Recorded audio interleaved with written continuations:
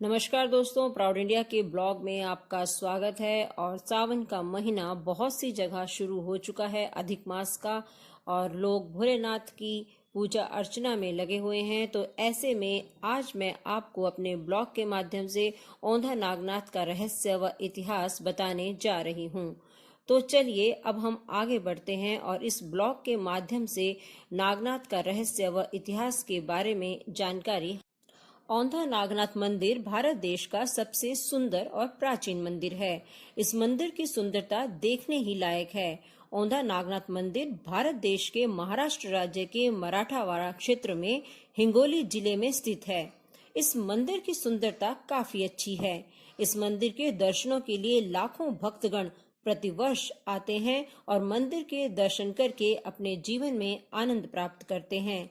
औंधा नागनाथ मंदिर में जो शिवलिंग स्थित है वह शिवलिंग उन 12 शिवलिंगों में से एक है जो शिवलिंग भोलेनाथ के ही अंश के रूप में पूजा जाता है।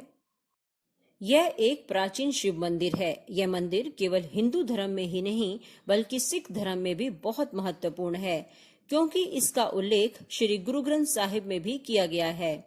इस मंदिर के बारे में कहा जाता है कि भगवान शिव ने अपने एक भक्त नामदेव के समर्पण और श्रद्धा को देखते हुए इस मंदिर का मुख घुमा दिया था।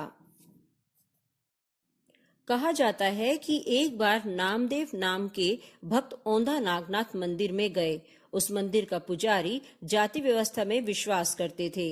मंदिर में पहुंचने के बाद नामदेव बैठे और भगवान की पूजा करने लगे, लेकिन पुजारियों ने उनकी बाह पकड़ ली और उन्हें मंदिर से बाहर निकाल दिया। पुजारियों ने कहा कि आप इस मंदिर में पूजन और परिक्रमा नहीं कर सकते, क्योंकि आप एक निम्न जाति से आते हैं। पुजारियों द्वारा इस व्यवहार से नामदेव को गहरी चोट लगी और वे मंदिर से निकाले जाने के बाद मंदिर के पीछे गए और भगवान की पूजा करने बैठ गए। अपनी प्रार्थना में उन्होंने भगवान शिव से विनती की कि भगवान, मैं आपके मंदिर आया और पुजारियों ने मुझे आपकी पूजन भी नहीं करने दिया, इसलिए मैं कंबल उठाकर मंदिर के पीछे बैठकर आपका पूजन कर रहा हूँ। भगवान, आप मुझे कभी मत भूलना। अगर आप मुझे भूल गए तो मुझे कौन पार उतारेगा। हे भगवान, मैं आपका भक्त हूँ और आपको सच्चे हृदय से प्रेम करता हूँ।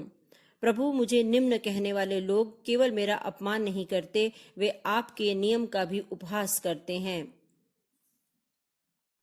आप प्रभु सर्वशक्तिमान हैं और कुछ ऐसा कीजिए कि आपकी शक्ति और मेरी भक्ति पर कोई आंच न आए।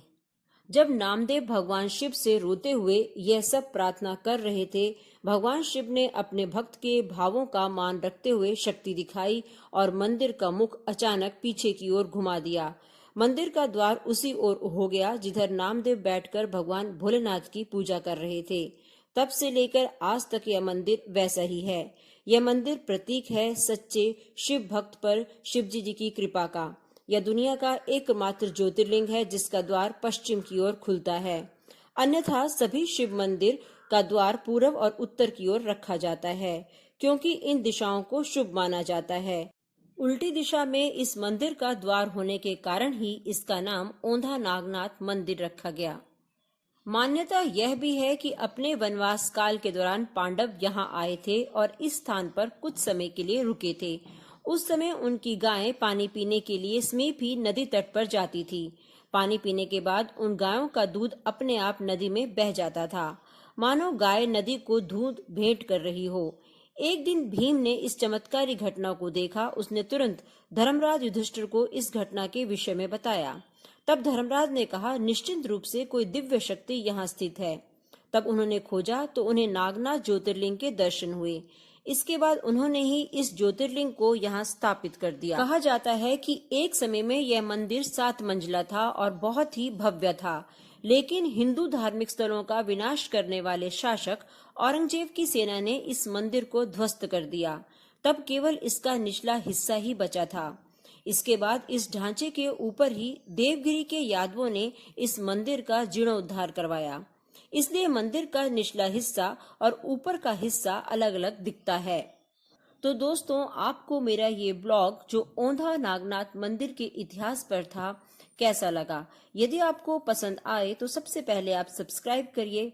इसके बाद अपने दोस्तों एवं रिश्तेदारों में भी शेयर करना न भूलें। दोस्तों, यदि आपको मेरे इस ब्लॉग में कुछ गलती नजर आए तो आप मुझे उस गलती के बारे में अवश्य कमेंट बॉक्स पर बताएं, जिससे कि मैं उस गलती को सुधार सकूं। धन्यवाद।